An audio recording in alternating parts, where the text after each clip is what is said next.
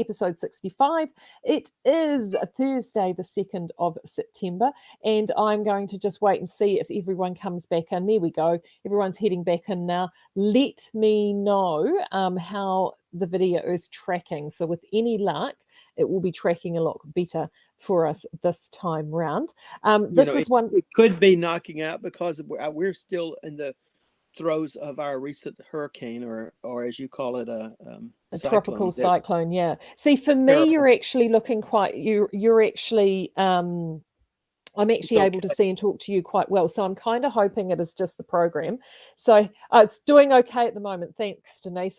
These guys, honestly, Charles, the community that we have are they're so terrific, and they're really, really patient, and they're completely wonderful, and they just tell me everything that I need to know. I couldn't wish for a better team, and they are so patient, and I just love them to pieces. We all know the throes of computers too. So. Oh, I know, and it doesn't help that we are both sort of a little bit outside of the digital demographic. Let's put it there. Right, exactly. Exactly. So we were talking about the world of wearable art, and that's where things were actually freezing. So we're going to cover that back over because that was really interesting. You've entered 3 times. And they have this category, what was it, every second or third year? Other year. Every other year. And the category is? Bizarre bras. And my bra was beautifully knitted, if I do say so myself, and it looked like a whole tree of Pohutukawa blossoms. And they did them with this finger cord that I do. It was really beautiful. Well, I'll tell you that the next year when I came to visit, those are finger cords. Yeah. Tell them about that. Anyway, yeah, those are finger cords. I'll finish about the bra and then we'll do it. I went to Nelson when I was in New Zealand after the second or third time, and there was a young American woman working at the front desk who was an expat there. And I introduced myself, and she says, "Oh, we remember your bra. We all loved your bra." She said it was fabulous and the details were great. But she reminded me, she said, the reason you didn't make the runway is that it's very good up close and personal. But in that huge arena, it needed to be more flamboyant. And so since then, I've been trying to design things that are more flamboyant, and hopefully I'll get in there. Can I tell you one quick funny story about making that bra? We have here a big box store called Walmart, which is, you can get anything and everything there, and it's kind of a discounted store. And I live here in the mountains where there are really very few stores, and if you want to buy anything, you have to go to Walmart to get it. So I needed a basic size 32B bra, which is designated by the competition. World of Wearable Art, yeah. And I don't know what size that is in New Zealand sizes, but in our size, it's a 32B. It's a small busted, small breasted woman. So I went to Walmart to get a strapless 32B bra so I could use that as the basis to apply my knitted garment to it. And I walked in, and I'm in a very rural place where I live. I walked in, and I'm in the bra section of this Walmart, and this lady came up, and in a very countrified way, she said, "Can I help you?" And I said, "Well, I'm looking for a 32B bra, strapless bra." And without missing a beat, she said, "Honey, it ain't gonna fit." So I love telling that story. So anyway, oh, bless your heart. But one of these days, I'm gonna be on that runway. And when you are, I will be there. That is a well. We'll have to just get a huge table and have a big celebration. So I'll let everybody know for sure. But yeah, you had my sock up there. I did. That's one of my favorite designs. That sock is. That's called the Firefly Sock. And when I came to Con, I made those socks for Marie, not knowing what her colors might be or if she'd ever wear them. But oh no, I actually had to dig them out because I have worn them, and I like when these are dogs. These are my when I need cheering up socks. Yeah, because they Yeah, make me you have to happy. smile when you put them on. Yeah, yeah. Absolutely, they make me happy, and every now and then I will wear them. I've got some very long dresses, and quite often I will wear them because the dresses go right down to my ankle, and all you can see is this detail popping out underneath the hemline, and it just Yeah, yeah, yeah. Well, it's I've shortened some of my pants so I can wear some of those crazy socks. So just to show them off a bit. So So yeah, let's talk about I mean, I know the socks are just fantastic. Let's talk about a little bit more about the Master of Knitting program, because what's happening at the moment with COVID, because I know I think it had to take a wee break, didn't it, with people sending stuff. Is it, do you yes, know, it's because back on? they send things back and forth through the postal services, and so I don't know. I think it was just a time, but they're back up and running now. And Excellent. in addition, and I don't want to talk too much about it because I don't know that much about it. But in addition to the regular master's level program, the committee has introduced another level that is called professional knitting certification, Oh, this is which new. I don't know is, about this. yeah, it's relatively new. It is a step down from the master's program. There's Mhm. no designing in that thing. You are assigned a mentor that you communicate with on an email basis. It's still a 3-level program, like the master's program is 3 levels. You have to knit a series of swatches. Mm. You have to answer questions for them. But I think in the certified professional knitter, and I think that's the right title. Look on the tkga.org website, and that will tell you for sure. But in that, you don't have to write as many reports.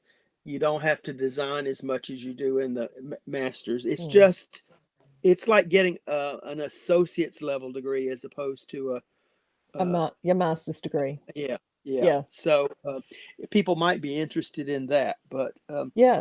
it's Well, that's still a one. certainly quite useful, like particularly if you're a store owner or you're someone that's sort of still wanting to get that level of proficiency, but not necessarily to that same level of, Well, I think technical it's depth. also geared a lot for people that want to be test knitters. Mm. Uh, because it introduces you to all those. It gives you that toolbox I was talking about Yeah. earlier, but it teaches you how to work with. In fact, I think I'm right about this. That the third level, you actually work with your mentor, who acts like they are a designer, and you have to work with them in test knitting something they Hmm. have designed. There's even one section which is not in the masters where they give you instructions that are filled with mistakes, and you have to find Oh, the mistakes in the written pattern. So that's intended to teach you how to be a better test knitter. So I think it's a pretty good program. I'll know more about it. We have a group of people at the shop where I work that are going through it, and I actually have a meeting with them a week from tomorrow, I think it is, where I'm going to review what they've done and see how they're coming along. So I don't know how new it is, but I think it might be something people are interested in. The master's program still continues, and we have people from all over the world yeah. that have done it. I might also talk about that. TKGA has last year did a virtual Masters Day, which was online, because we used to have conferences where we would meet and we'd sit with people and talk about what they were working on. And Yeah. now with COVID and with everything going on, they decided to do this Masters virtual day, and they were a little nervous about it. Well, no more. I think it's going to be the thing of the future. There were over 14 countries represented, and I think 400 or 500 people signed up for this virtual day. So it was a very successful thing. And the good news about it was very inexpensive. And then for the next 6 months, people could go back and look at all of those classes and so it was a win-win situation. Mm. And so And it's worth signing up as well, because you had this wonderful magazine. Is it the Cast Off magazine? cast on, Cast cast On. on, cast on, and it's filled with wonderful articles. Technical articles that because it's a very much a teaching magazine, so you can Mm. when you for I think it's 25 or 30 US dollars a year to belong to this I know, organization, so it's it's nothing. nothing. Yeah, yeah, And it's really well worth it. So and yeah. I'm not really involved. I was very involved for a long time. I served on the Masters Review Committee and all that, but the people, I'll tell you, people that are reviewing those things. I would spend 8, 10, and 12 hours on one submission. So it's a lot of commitment for people, and I had to just bow out for it for a while. But I may go back to it eventually. Well, and it is about those sort of skills. Like I know that, I mean, both you and I know the wonderful Suzanne Bryan, and she, she's incredible with what she does now with her online work, which is great because I refer a lot. 100,000 followers now. I know, it's amazing. But she was a co-chair of the master's program. Yeah, so. And she's very passionate about it. And I have just learnt so much, even via osmosis, from what she has with the videos. And as I say to people too, this is the thing with resourcing. We, as a community, we love to share, and there are some incredible things that you can share, and you're able to share that knowledge along. So it does make such a huge difference to be able to know that there are places that you can go. And if you are getting really serious about your knitting, I love that 2-step tier program. That is awesome, because some people may just look at the masters and think, no, this is too much. Yeah. But the professional knitters actually makes tremendous sense. I think it's wonderful. And I think Kurt was doing it, wasn't he? Kurt Payne. Kirk was doing the they have several others too. They have one that is on proofreading, or I think specifically on test knitting. Yes. I'm not exactly sure, but Kirk was doing some. He may have been doing the big masters. And there were a couple of other people that contacted me about it. I don't know how far along they are on doing it, but yeah, I did want to promote Suzanne a little bit. I think her videos are fabulous. Suzanne Bryan's videos are very straightforward. She uses a black background, and she comes on and says, today we're going to talk about 3-needle bind-offs. This is how you do a 3-needle bind-off. There are no cats running through there. There's no whoop-de-doo music. There's no all of this. Sometimes these videos take forever to get to the meat of the thing. And I think Suzanne has 200 or 300 of those videos. She is my go-to. If anybody ever asks me about how do I do this, how is this technique, I just instantly, it's Suzanne. Yeah. You've just got to go to Suzanne, because she has because she knows what she's doing, and if she says it, you can count on it. It's going to be. Yes, it's going to be right. She would be a great tutor for you to have to con sometime. I know. Well, no, she's on my hit list for next week. And actually, I haven't seen Margot, who is her main moderator. I haven't seen Margot pop in. Yes. So So if Margot, if you are catching up on and watching this a little later, I might be flicking you a message to get hold of Suzanne to catch up with her next week. Suzanne also has a whole battery of interviews that she's done with designers and knitters all over the world. And you were one, and so plus all kinds of people, and they're fun because they're good hour and a half in-depth interviews that are she's lovely. I love Suzanne. Yeah, so very. We should come to con together, Suzanne and me. I know. I have sown the seed. With you, and actually for everyone, we have there's a tremendous young man who works for Outlaw Yarn, works for Deborah, that and he's Canadian, and he has done actually some portions of the guild programs. The master. Yeah, I think he's with them. I think it is in the master's program. So I definitely know he's completed the first year, and and if you ever wonder where Ethan kind of gets some of those crazy mad skills and knowledge that he has, it is from this program, and he'll be the first. He's actually taken a break because he's been so busy with other things. But as he said, you can always pick it up and go back, and that's what he likes. The fact that it's compartmentalized like that is it's a good program. It's an incredible program. Program. Now, has anybody in the chat, anyone else in the chat got any questions for Charles? I'm so pleased so many of you came back after the video being so naughty. Now is your chance to ask. We would love to hear your questions. What have you got on the needles at the moment, Charles? Have you got that handy? I've got a couple of things. I have a new exhibit coming up. I do these gallery and museum exhibits where I did one a couple of years ago that was called Beyond the Sock, and it was 28 or 30 one-of-a-kind sculptural pieces of sock things that sold for the big bucks.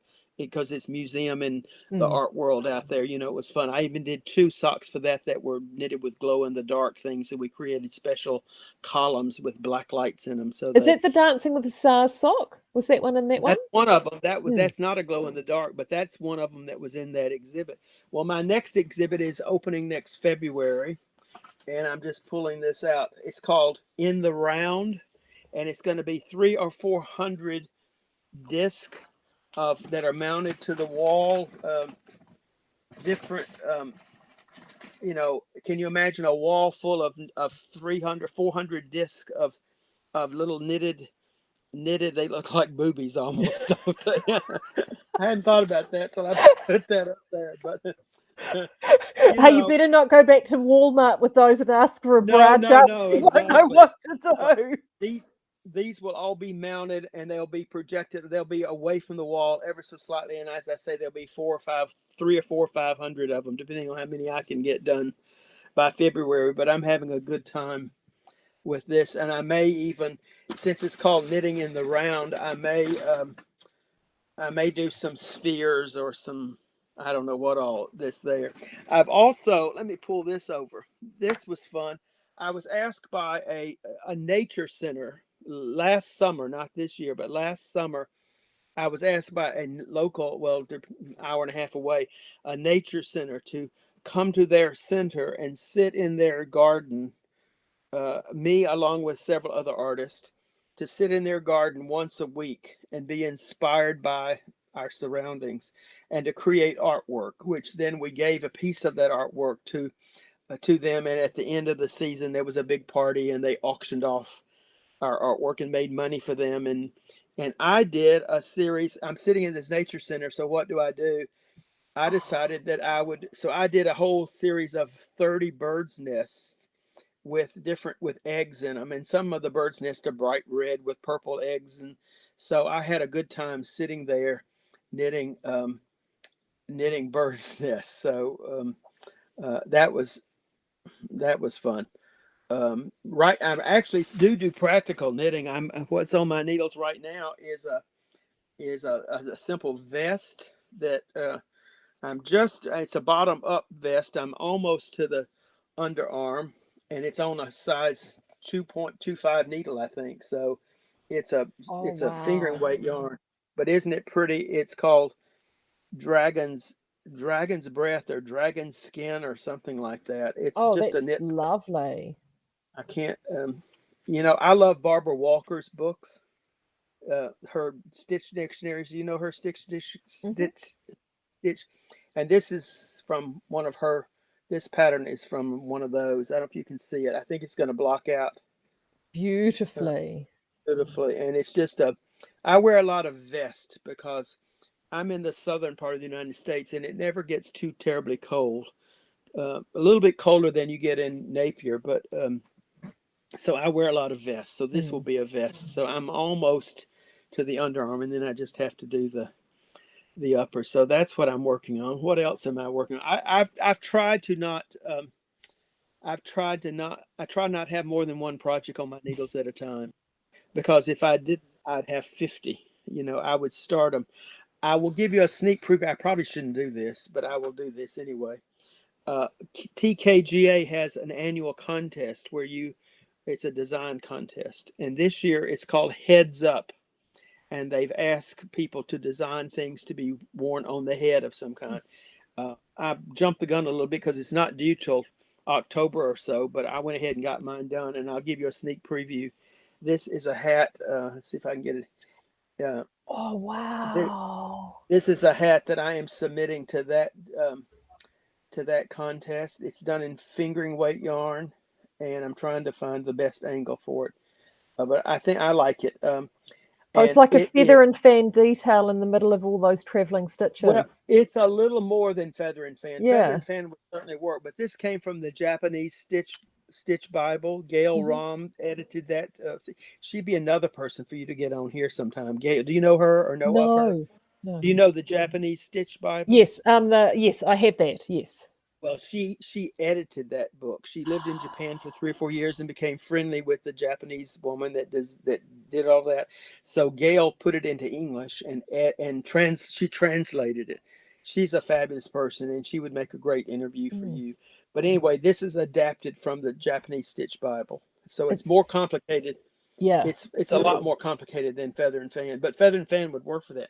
And then I did another little simple, what I'm calling a cloche, just a little well, I can't get it into it's just a little hat that has an Oh, edge detail to it. yes. And then if you see here, I've done a slip stitch and a slip stitch detail to outline that. And then when you get up to the crown, I use central double decreases so that you can maintain that little line up to the crown. Why am I going backwards with this? But I know it's all anyway, in reverse. yeah, those are sneak previews. Don't tell anybody I showed you this because Okay, so everyone in here, you can't say shh. yeah, but if maybe I'll win a little prize with this. I mean, I don't need the prize. I don't need the whatever they're giving away. It's just fun for me to do it. But and these, I think, once it's over with, I'll write the patterns up for these. Do you think that people would like to have the patterns for these? Oh, absolutely. Certainly Yeah. the Japanese inspired one, but absolutely everyone loves a hat. Yeah. Well, this is, and I made this one a little big, but when I make the pattern, I'll tone it down a little bit. But again, it's traveling twisted stitches. I love twisted those. Mm. I love for emphasis to do that twisted stitch detail that's going up there. Oh no, I think it's just wonderful. Wonderful. Well, look, Charles, this has Yeah. been an utter joy. Thank you so much for taking the What time. It's always fun, Marie, to be with you, and I look forward to when the world is opened up again and we can all see each other face to face again. Absolutely, absolutely. So thank you to everybody for being so patient and jumping back for the second part. We do appreciate it. I will be back here again solo, as I mentioned before, and I'm going to be catching up with everybody in regards to the sale and what is going on with that. So I will see you again tomorrow for that. And then, of course, hopefully I will be doing a double tandem deal with Ethan and the team from Outlaw Yarn, Ethan and Deb, on Saturday. So thank you to Charles. Thank you so much. I have popped in the show notes the link to Charles's Reverie page where you can find that. Plus, there are other in the comments, you'll find the links to the Knitting Guild of America as well. But I will see you again tomorrow, same bat time, same bat channel here on the Quarantine Diaries with Skeinz.